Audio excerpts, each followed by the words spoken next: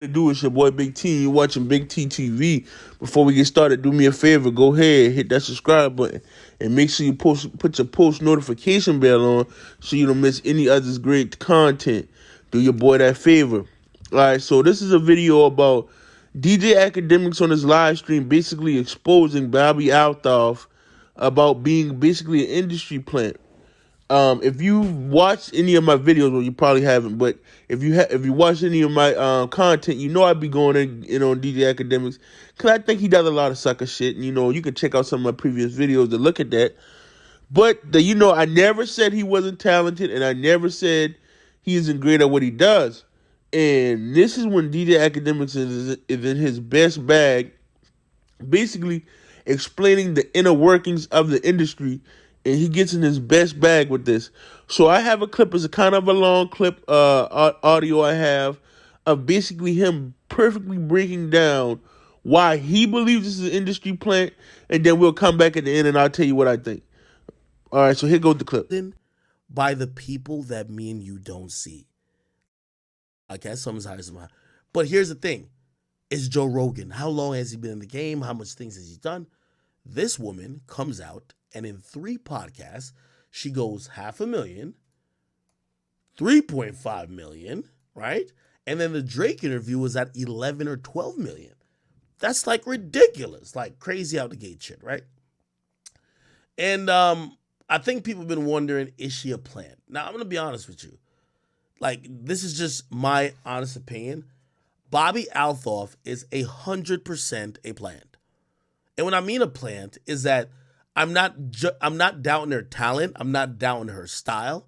I'm not doubting anything to do with the work she might have done to get these interviews or do them or get them out or be entertaining in them.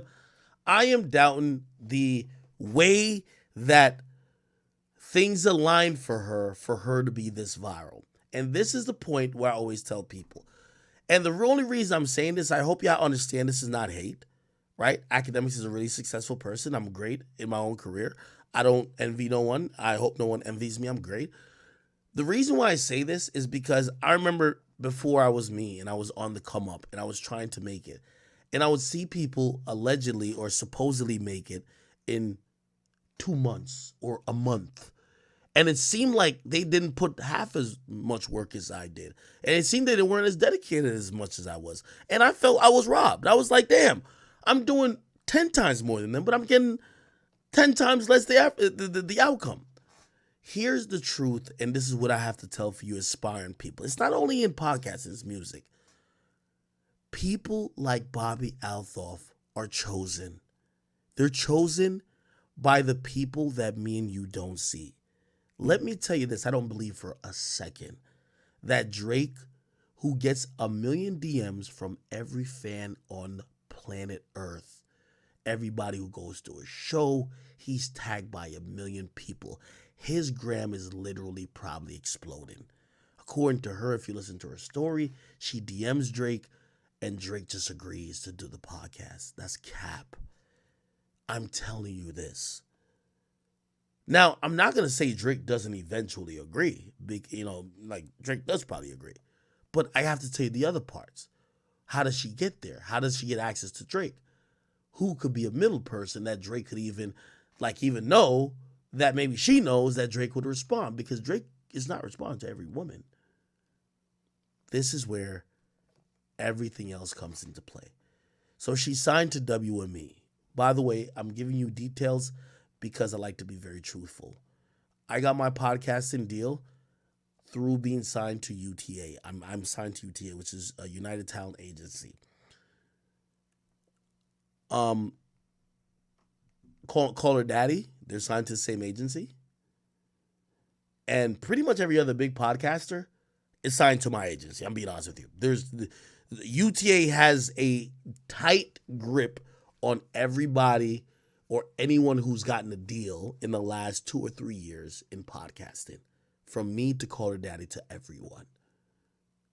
Now, here's the thing. We're on the edge of where podcast deals aren't being given out anymore. What does that mean? UTA owned the monopoly on it, and podcasting is changing a bit, but they still own the monopoly on it. Now, ironically, an agency that's never had any fucking foothold in podcasting comes out with an individual that has the biggest guests. By the way, all signed to WME. So she's with WME, William Morris Endeavors. She goes out 8 podcasts later. She's like one of the biggest podcasters now. Guess the irony. Everybody, including her big guests, including the biggest guest, Drake, guess who they're signed to? WME. What DJ Akademiks said made perfect sense, and he broke it down only like he can break it down.